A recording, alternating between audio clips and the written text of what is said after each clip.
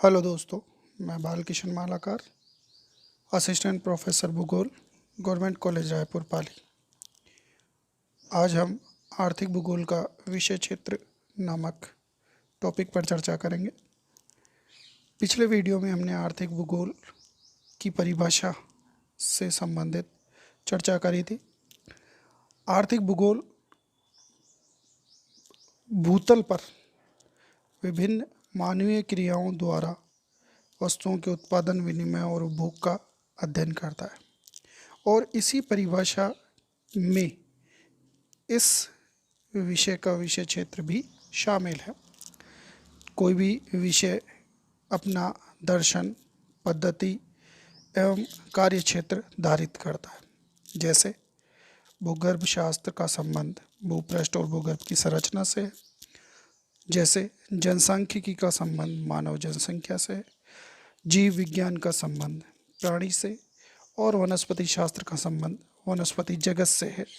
उसी प्रकार आर्थिक भूगोल का संबंध मानव की आर्थिक क्रियाओं से है।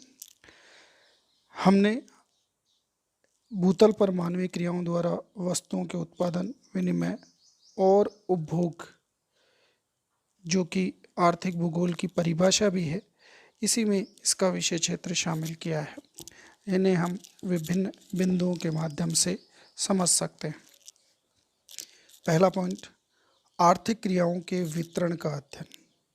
आर्थिक क्रियाएं जो भूपृष्ठ पर ठोस रूप में दृष्टिगत होती है, यानी जो आर्थिक क्रियाएं भूतल पर अपनी कोई ना कोई छाप अवश्य छोड़ती है, जैसे कृषि, खनन, उद्योग, परिवहन आदि क्रियाएं, क्योंकि ये सब भूतल पर मूर्त रूप में प्रकट होती है, ये आर्थिक भूगोल में शामिल की जाती है। ऐसी क्रियाएं जो मूर्त रूप धारण नहीं करती, जैसे टैक्स यानी कर और राजस्व यानी रेवेन्यू, ये सब भी आर्थिक क्रियाएं हैं, परंतु ये अर्थशास्त्र विषय में शामिल हो जाएंगी। यानी जो मूर्त रूप में प्रकट होती है वो आर्थिक भूगोल में शामिल होती है। दूसरा पॉइंट, प्राकृतिक संसाधनों का मूल्यांकन और मात्राकरण।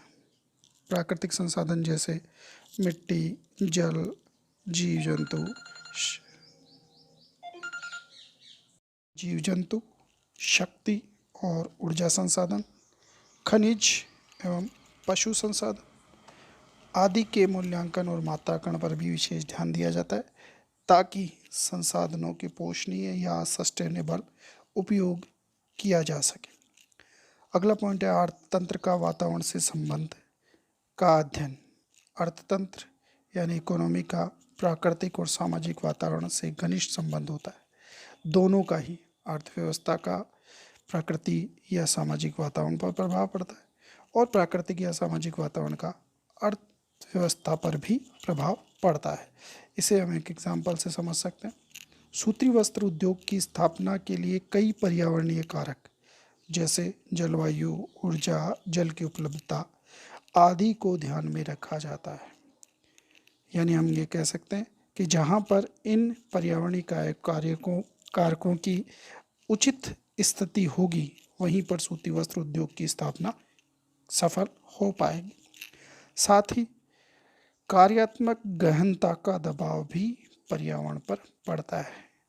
यानी हम ये कह सकते हैं कि दोनों ही पक्ष, अर्थव्यवस्था वाला पक्ष भी और प्रकृति और सामाजिक वातावरण वाला पक्ष भी, दोनों के मध्य एक उचित अनुकूल अंतर संबंध स्थापित करने का प्रयास आर्थिक भूगोल द्वारा किया जाता है। अगला पॉइंट है स्थानिक विशेषताओं का अध्ययन। किसी भी क्षेत्र की स्थानिक विशेषताएं होती हैं और जो विभिन्न क्षेत्रों में अलग अलग मिलती हैं। इसी कारण से इसका अध्ययन भी आर्थिक भूगोल में होता है। मानवीय संसाधनों का मात्राकरण व संभाव्यताओं का अध्ययन। क्यों? क्योंकि मनुष्यों की संख्या और दक्षता, उनकी मानवीय छांट जो वातावरण द्वारा निश्चित सीमाओं में विकल्पों का चयन करती है, इसी वजह से मात्रात्मक व गुणात्मक दृष्टि से विश्व वितरण प्रतिरूप का अध्ययन भी इस विषय में किया जाता है। अगला पॉइंट, आर्थिक क्रियाकलाप और प्राविधिकी यानी टेक्नोलॉजी की अंतःक्रिया और उससे बना हुआ अर्थतंत्र भी, और अर्थतंत्र में प्रादेशिक और कालक्रमिक विभिन्नता का अध्ययन भी इस विषय में किया जाता है। आर्थिक भूगोल के अध्ययन में सांस्कृतिक आर्थिक भूदृश्य, आर्थिक उन्नति स्तर, स्थानिक संगठन और प्रादेशिक नियोजन को शामिल किया जा सकता है। अर्थात हम ये कह सकते हैं आर्थिक भूगोल में उत्पादन, विनिमय और उपभोग तीनों ही क्षेत्रों से रिलेटेड विभिन्न बिंदुओं का अध्ययन किया जाता है। धन्यवाद।